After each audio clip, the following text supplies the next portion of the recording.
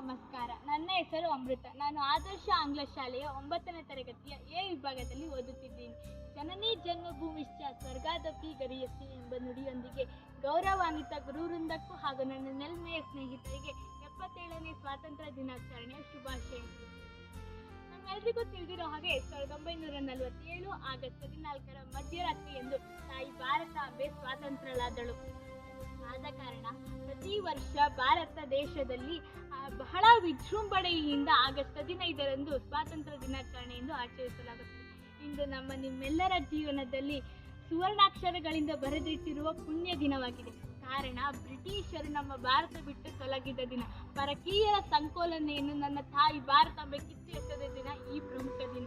ಆಕೆಯ ಮಡಿಲಲ್ಲಿ ಸ್ವಾತಂತ್ರ್ಯವಾಗಿ ಉಸಿರಾಡಿದ ದಿನ ಈ ದಿನ. ಒಟ್ಟಾರೆಯಾಗಿ ಹೇಳ್ಬೇಕಂದ್ರೆ ಭಾರತೀಯರ ಮರುಜನ್ಮಕ್ಕೆ ಕಾರಣವಾದ ಆಗಸ್ಟ್ 15 ಇತಿಹಾಸದಲ್ಲೇ ಮೈಲುಗಲ್ಲು ಸಾಧಿಸಿದ ದಿನವಾಗಿದೆ. ಒಂದು ಕಾಲದಲ್ಲಿ ಸರ್ವ ಸಂಪದ್ಭರಿತವಾದ ಭಾರತದಲ್ಲಿ ಕೇವಲ ಸಾಂಬಾರು ಪದಾರ್ಥಗಳ ವ್ಯಾಪಾರಕ್ಕೆ ಬಂದ ಬ್ರಿಟಿಷರು ನಮ್ಮ ನೆಲದಲ್ಲೇ ನೆಲೆಯೂರಿದರು. ಅಷ್ಟೇ ಇಲ್ಲ, ನಮ್ಮಲ್ಲೇ ಬಿರುಕುಗಳನ್ನುಂಟು ಮಾಡಿದರು.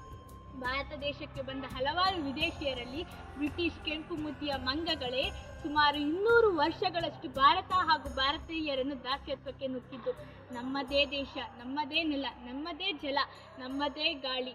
ಆದರೆ ನಮ್ಮ ಮೇಲೆ ದಬ್ಬಾಳಿಕೆ ಮಾತ್ರ ಬ್ರಿಟಿಷರದು. ಸ್ನೇಹಿತರೆ, ಎಂತಹ ವಿಪರ್ಯಾಸ ನೋಡಿ. ತಾಯಿ ಭಾರತಾಂಬೆ ಆಕೆಯ ಬೃಹತ್ ಸಾಮ್ರಾಜ್ಯದಲ್ಲಿ ತಾನೇ ಬಂದಿಯಾಗಿದ್ಲು. ಆದರೆ ಆಕೆ ಎದರಲಿಲ್ಲ. ವೀರರಂತಹ ಶೂರರಂತಹ ಮಕ್ಕಳಿಗೆ ಜನ್ಮದಾತಿಯಾಗಿದ್ದಳು. ವಿನಾಶಕಾಲ ವಿಪರೀತ ಬುದ್ಧಿ ಎಂಬಂತೆ ದಿನೇ ದಿನೇ ಹೆಚ್ಚಾಗ್ತಿದ್ದ ಬ್ರಿಟಿಷರ ದಬ್ಬಾಳಿಕೆಯನ್ನು ಹತ್ತಿಕ್ಕಲು ಹಲವಾರು ವೀರ ಸೇನಾನಿಗಳು ಮುಂದಾದರು. ಭಾರತ ಸ್ವಾತಂತ್ರ್ಯದ ಕಿಚ್ಚು, ದೇಶ ಪ್ರೇಮ ಹಾಗೂ ಶಾಂತಿ ಕ್ರಾಂತಿ ಎಂಬ ಘೋಷಣೆಗಳನ್ನು ಒಳಗೊಂಡು ಬ್ರಿಟಿಷರ ವಿರುದ್ಧ ಹೋರಾಟ ಮಾಡಿದರು ನನ್ನ ಭಾರತಾಂಬೆಯ ವೀರ ಪುತ್ರರು. ಭಗತ್ ಸಿಂಗ್, ಸುಭಾಷ್ ಚಂದ್ರ ಬೋಸ್, ಲಾಲ್ ಬಹದ್ದೂರ್ ಶಾಸ್ತ್ರಿ, ಲಾಲಾ ಲಜಪತ್ ರಾಯ್, ವೀರ ಸಾವರ್ಕರ್ ಹೀಗೆ ಹಲವಾರು ನಾಯಕರು ತಮ್ಮ ರಕ್ತವನ್ನು ಸುರಿಸಿ ಭಾರತದ ಸ್ವಾತಂತ್ರ್ಯಕ್ಕಾಗಿ ಹೋರಾಟ ಮಾಡಿದರು.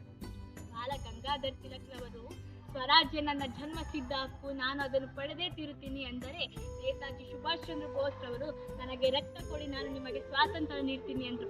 ಇನ್ನು ಭಗತ್ ಸಿಂಗ್ ರವರು ಇಖ್ತಿಲಾಫ್ ಜಿಂದಾಬಾದ್ ಅಂತ ಹೇಳಿ ಭಾರತದ ಸ್ವಾತಂತ್ರ್ಯದ ಸಮಯದಲ್ಲಿ ಹಲವಾರು ಜನರಿಗೆ ಸ್ಫೂರ್ತಿ ನೀಡಿದರು. ಹೀಗೆ ಹಲವಾರು ನಾಯಕರು ತೆರೆಮರೆಯಲ್ಲಿ ಹೋರಾಟ ಮಾಡಿ ಮುಂದಾಳುಗಳಿಗೆ ಸಹಾಯದ ಹಸ್ತ ನೀಡಿದರು. ಅಂತಹ ವೀರ ಪುತ್ರರಿಗೆ ನಮ್ಮೆಲ್ಲರ ಪರವಾಗಿ ಕೋಟಿ ಕೋಟಿ ನಮನಗಳು ಸಲ್ಲಿಸ್ತೀನಿ. ಕಾರಣ ಅವರ ಬಲಿದಾನದಿಂದ, ತ್ಯಾಗದಿಂದ, ಹೋರಾಟದಿಂದ ತಾಯಿ ಭಾರತಾಂಬೆ ಬ್ರಿಟಿಷರ ದಾಸ್ಯತ್ವದಿಂದ ಮುಕ್ತಳಾದಳು. ಅಂತಹ ವೀರ ಸೇನಾನಿಗಳಿಗೆ ಕೋಟಿ ಕೋಟಿ ನಮನಗಳು ಕೂಡ ಕಡಿಮೆಯೇ ಅನಿಸುತ್ತದೆ. ನಾವೆಲ್ಲ ಭಾರತಾಂಬೆಯ ಪುತ್ರರು. ನಾವೆಲ್ಲ ಒಂದು ವಿವಿಧತೆಯಲ್ಲಿ ಏಕತೆ ಕಂಡ ದೇಶ ಅಂತಾರೆ ಅದು ಭಾರತ ಮಾತ್ರ. ಈಶ ಸೇವೆಯೇ ದೇಶ ಸೇವೆ.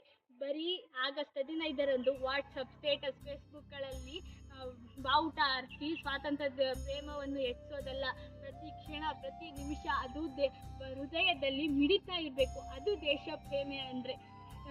ದೇಶ ಸೇವೆಯೇ ಈಶ ಸೇವೆ ಎಂದು ಹೇಳುತ್ತಾ ನನ್ನ ಪುಟ್ಟ ಭಾಷಣವನ್ನು ಮುಗಿಸುತ್ತಿದ್ದೇನೆ. ಜೈ ಹಿಂದ್, ಜೈ ಭಾರತ್. ಸರ್ವೇ ಜನ ಸುಖಿನೋ ಭವಂತು.